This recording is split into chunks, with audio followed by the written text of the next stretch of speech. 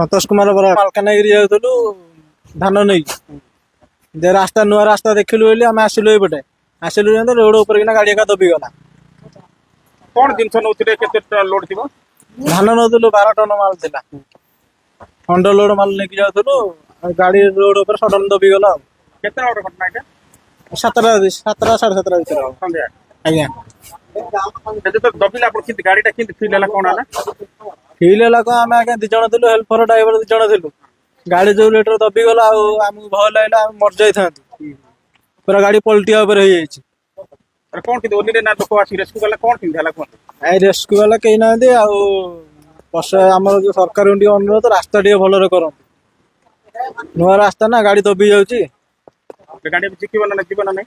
ନାଇଁ ଗାଡି ଉଠିବ ନାହିଁ ଟୋଚନ କାଲି ସକାଳ ଆଇଲେ ଏକା ଗାଡି ଉଠିବ। ତେବେ କଣ କରୁଛନ୍ତି ବର୍ତ୍ତମାନ ଏବେ? କଣ ରହିବୁ ଏଠି ରାତିରେ ଆଉ। ନାଇଁ ଆଉ ଗୋଟେ ଗାଡି ସିଫ୍ଟ କରୁଛନ୍ତି ନା କଣ ହଁ ଚାଲିଛି? ଧାନ ଆଉ ଗୋଟେ ଗାଡିକି ସିଫ୍ଟ କରୁଛୁ ବର୍ଷାରେ। ତାହେଲେ ଏଇଥିରେ ରିସ୍କ ରହୁଛି ନା ଆପଣ ମାନଙ୍କର ଲାଇଫ? ରିକ୍ସ ରହୁଛି ତ ଆଉ କଣ କରିବୁ ଦେଖୁନାହାନ୍ତି ଗାଡି କେମିତି ଦବିକି ଅଛି। ନାଇଁ ହଠାତ୍ ଦବିଗଲା ନା ଆପଣ ସାଇଡ ଗାଡି ପଳେଇଲା ନା ପୁରା ରାସ୍ତାରେ ନାଇଁ ଆସିଲେ? ନାଇଁ ହଠାତ୍ କିନା ଗାଡି ରାସ୍ତା ଉପରେ ଦବିଗଲା। ସେଠୁ ଗାଡି ଟାଣିଲାନି ନା କଣ ହେଲା? ଆଜ୍ଞା ଗାଡି ଟାଣିଲାନି ନା କଣ ଦବିଲା ପରେ? ନା ଗାଡି ଦବିଗଲା ଗାଡି ପୁରା ପଲଟି ଯାଇଥାନ୍ତା। ହଁ ପଲଟି ଯାଇଥାନ୍ତା ଆମେ ଡ୍ରାଇଭର ହେଲ୍ପର ଓହ୍ଲେଇକି ପଳେଇଆଇଲୁ ଦୌଡ଼ିକି। ମାନେ ଡେଇଁଲେ ନା କଣ ଡେଇଁ ପଇଲୁ। ମାନେ ଏମିତି କେବେ ଆପଣ ହେଇଥିଲା? ନା ମୋ ଜୀବନରେ ଏମିତି କେବେ ଘଟି ନଥିଲା ସଡନ ଏଇଟା ହେଲା ଆଜି ଫାର୍ଷ୍ଟ ଟାଇମ।